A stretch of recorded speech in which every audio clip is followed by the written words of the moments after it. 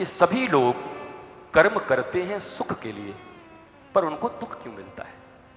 अब बताओ, ये 1000 वर्ष, 2000, 3000, 4000, 5000 जितने वर्ष पहले लिखा गया हो, और कथा उस समय की है, पर आज लागू है कि नहीं आप पर?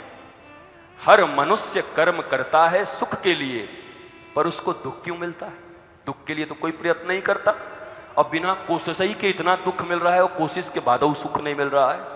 ये प्रश्न है मैत्रेय से विदुर जी करते हैं, और उत्तर भी बहुत साधारण दिया है कि केवल शरीर से जुड़े हुए हम सब हैं। भगवान का सत्य और जगत का सत्य, ब्रह्म सत्य, जगत भी सत्य, लेकिन जगत के सत्य और ब्रह्म के सत्य में इतना अंतर है। ब्रह्म का सत्य शाश्वत है, शाश्वत जो सदा था, है, रहेगा। जगत में जो सत्य दिखाई पड़ रहा है वो कल नहीं था, आज है, कल फिर हो सकता है, और परसों फिर गायब हो सकता है। तो जब अनित्य वस्तुओं के प्रति इतनी प्रीति हृदय में आ गई है, तो उस व्यक्ति का जीवन भी अनित्य ही होगा। कभी सुखी होगा, कभी दुखी होगा, कभी हाय हाय करेगा। इसका परमानेंट इलाज क्या है? कहा, उस शाश्वत परमात्मा के साथ जिसका संबंध हो जाए तो वो सदा आनंदित होगा, सुख दुख के चक्र से मुक्त हो जाएगा। सुख है तो दुख भी होगा, दुख है तो सुख भी होगा, पर आनंद में आ गए, जय कन्हैया लाल की, तो फिर कुछ नहीं होना, फिर मामला बन जाएगा, बात बन जाएगी। दिव्याति दिव्य भाव से और भी सृष्टि के क्रम का प्रश्न किया। सृष्टि का क्रम मैंने आपको बता ही दिया।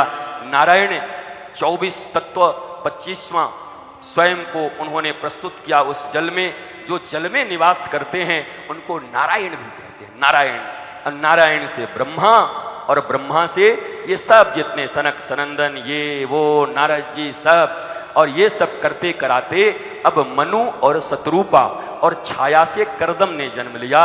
करदम ऋषि हजारों वर्ष की तपस्या में लीन हैं। मनु शतरूपा की 2 पुत्र और 3 पुत्रियां।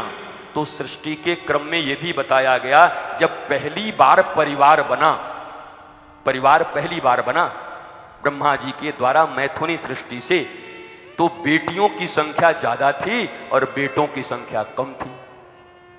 तो हम तो मानते ही नहीं मनु शतरूपा को भी, हम तो ब्रह्मऊ को नहीं मानते, सृष्टि को भी नहीं मानते। अब तो हम दिन रात लगे हुए हैं कि ये क्या क्या जांच होता है, वो अल्ट्रासाउंड करा लें और वो हो तो ठीक है, नहीं तो काम खत्म। तो ये भागवत सुनने से क्या फायदा है बताओ हम?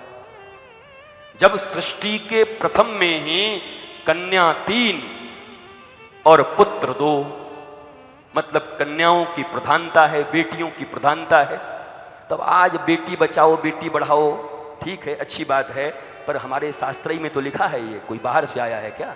सब हमारे वेद शास्त्र का सिद्धांत है, हम पढ़े नहीं हैं, इसलिए बीच बीच में कोई कुछ बोल दे। अभी कोई खड़ा होकर के कुछ बोल दे, बोले सत्य बोलना चाहिए, वाह वाह वाह वाह, लिखे इनके नाम से सत्य बोलना चाहिए, श्री श्री 1008 फलाने जी महाराज। अरे महाराज, वो तो बहुत पहले लिखा हुआ है, शास्त्रों में लिखा हुआ है।